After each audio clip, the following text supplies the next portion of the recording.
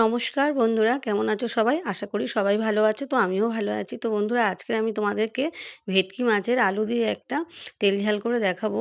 তো দেখো বন্ধুরা, সবাই হয়তো এই রান্নাটা ভালো পারো, কিন্তু আমি কোন পদ্ধতিতে করি সেটাই তোমাদের সাথে শেয়ার করব। তো বন্ধুরা, মাছটা কেটে আমি পরিষ্কার করে নিয়েছি।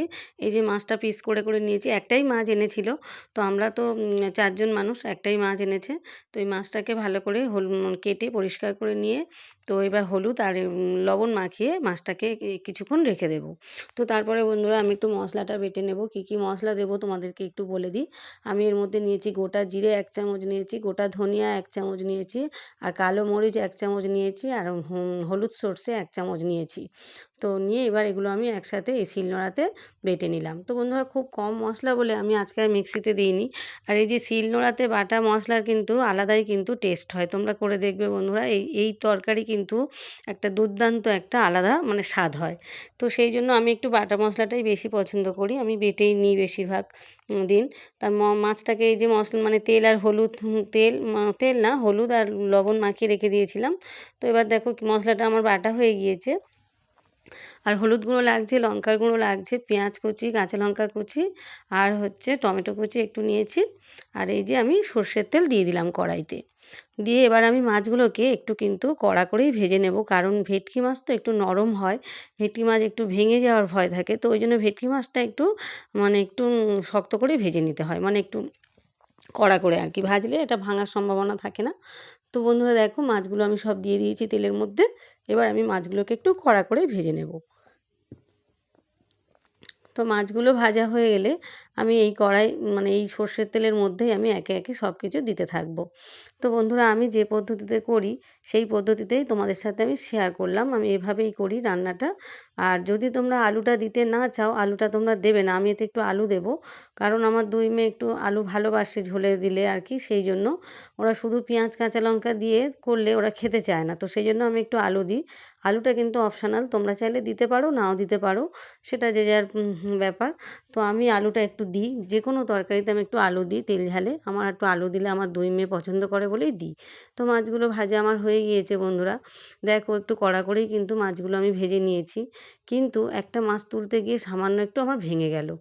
তো কী আর করা যাবে, নরম মাছ তো একটু ভেঙে যায়। তো ওই তেলের মধ্যেই আমি পেঁয়াজ কুচি, কাঁচা লঙ্কা কুচি, আর আমি টমেটো কুচিটা দিয়ে দিলাম। কাঁচা লঙ্কা ওই 4টে 5টা মাঝখান থেকে একটু চিড়ে নিয়েছি। নিয়ে তেলের মধ্যে আমি দিয়ে ভালো করে আমি এটাকে ভালো করে ভেজে নেব। বেশ অনেকক্ষণ ধরে বেশ আমি এটাকে ভেজে নেব। একটু লবণ দিয়ে দেবো এর মধ্যে। লবণ দিলে একটু নরম হয়ে যাবে, এগুলো তাড়াতাড়ি নরম হয়ে যাবে। তো একটু লবণ দিয়ে আর একটু নাড়তে নাড়তেই মানে এটা নরম হয়ে গিয়েছে। তো দেখো বন্ধুরা, এর মধ্যে আমি এবার 2 চামচ মতো হলুদ গুঁড়ো দিলাম।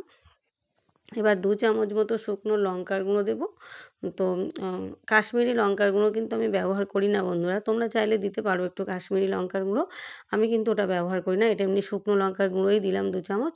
আর যেহেতু কাঁচা লঙ্কা চেরালো রয়েছে অনেকগুলো, তো সেই জন্য আমি ঝালের পরিমাণটা কম করেই দিলাম। তোমরা ঝালের পরিমাণটা যে যার পছন্দ অনুযায়ী দেবে। কেউ একটু বেশি ঝাল খেলে বেশি দেবে। তো মশলা বাটাটাও দিয়ে দিলাম। তো আবারও বলছি বন্ধুরা, কী কী মশলা এর মধ্যে দিয়েছি। কয়েক টুকরো আদা নিয়েছিলাম, আর 1 চামচ গোটা জিরে, 1 চামচ গোটা ধনিয়া, আর কালো মরিচ নিয়েছি 1 চামচ, আর একটু হলুদ সর্ষে নিয়েছি 1 চামচ। সব একসাথে মিক্সড করে আমি একটুখানি শিলনোড়াতে বেটে নিয়েছিলাম মশলাগুলো। তো এই যে মশলাগুলো আমি খুব ভালো করে কষিয়ে নিলাম। দেখো বন্ধুরা, বেশ অনেকক্ষণ ধরে আমি মশলাগুলোকে কষিয়ে নিলাম। দিয়ে এবার আলুগুলোকে তোমরা চাইলে আলাদা করে ভেজে রাখতে পারো, মানে আলাদা তেলের মধ্যে আলুগুলো একটু হলুদ দিয়ে ভেজে তুলে রাখতে পারো। তো সেটা আমি করিনি, আমার একটু টাইমটা কম ছিল। তো সেই জন্য আমি আলুটা আলাদা ভাজিনি। এর মধ্যেই আমি মশলার মধ্যে আলুটাকে দিয়ে দিলাম। দিয়ে মশলার সাথে ভালো করে আমি আলুটাকে কষিয়ে নেব। এই যে দেখো বন্ধুরা, মাছটা আমার ভেঙে গিয়েছে তুলতে গিয়ে। তো এই যে বেশ কিছুক্ষণ ধরে আমি আলুটাকে মশলার সাথে কষিয়ে নেব, বেশ ভাজা ভাজা মতো হয়ে যাবে। এবার আমি জলটা অ্যাড করে দেবো। তো জলটা কিন্তু বুঝে শুনে দিতে হবে। আমি একটু কিন্তু ঝোল ঝোল খাবো। তো যেহেতু ঝোল ঝোল খাবো, সেই জন্য জলের পরিমাণটা আমি সামান্য একটু বেশি দিয়েছি। তো তোমরা যদি একটু মাখা মাখা কষা কষা খাও, তাহলে জলের পরিমাণটা একটু কমই দেবে। তো আমি একটু বেশি পরিমাণে দিয়েছি। তো দেখো বন্ধুরা, আমি একটু যেহেতু ঝোল খাবো, তো সেই জন্য জলটা একটু বেশিই দিয়েছি। তো এবারে দেখলাম আলুটা পুরোই সিদ্ধ হয়ে গিয়েছে। এবার আমি এর মধ্যে মাছগুলোকে অ্যাড করে দেবো। তো বন্ধুরা, এই যে মাছগুলোকে দিয়ে দিলাম। আর ধনেপাতাটা আমি আগে বেছে ধনেপাতাটাকে কুচি কুচি করে নিয়েছি, সেটা আমি এই ঝোলের মধ্যে দিয়ে দেবো লাস্টে, একদম শেষে নামাবার সময় আমি এটাকে দিয়ে দেবো। তো বন্ধুরা দেখো মানে ঝোলের কালারটা কত সুন্দর হয়েছে, আর কিন্তু খুবই সুন্দর খেতে হয়েছে, দুর্দান্ত স্বাদ হয়েছে এই ঝোলটার। তো এবার আমি এর মধ্যে ধনেপাতার কুচিগুলো ছড়িয়ে দেব। তো এতে কিন্তু আর আমি বিশেষ কিছু দেবো না, গরম মশলা বা কোনো কিছুই আর বিশেষ কিছু দেবো না, শুধু ধনেপাতাটা ছড়িয়ে দিলাম, দিয়ে এবার আমি নামিয়ে নেব। তো দেখো বন্ধুরা তরকারির কালারটা কেমন হয়েছে, দেখো কি দুর্দান্ত লাগছে। তো এই যে আমার ভেটকি মাছের আলু দিয়ে ঝোল কিন্তু পুরো রেডি। এই যে আমার সমস্ত মানে এই রান্নাটা আমার কিন্তু পুরো কমপ্লিট। এবার আমি ওভেনটাকে বন্ধ করে দেবো। তো দেখো বন্ধুরা কালারটা কেমন হয়েছে, আর তেমনি খেতে কিন্তু খুবই খুবই অসাধারণ হয়েছে। তোমরা এই পদ্ধতিতে করে একবার দেখতে পারো আলু দিয়ে। অনেকে আলু পছন্দ করে না, আলুটা দেয় না। তো আমি আমার 2 মেয়ের জন্য একটু দিই। তো বন্ধুরা সবাই ভালো থেকো, সুস্থ থেকো, সাবধানে থেকো। তো টাটা।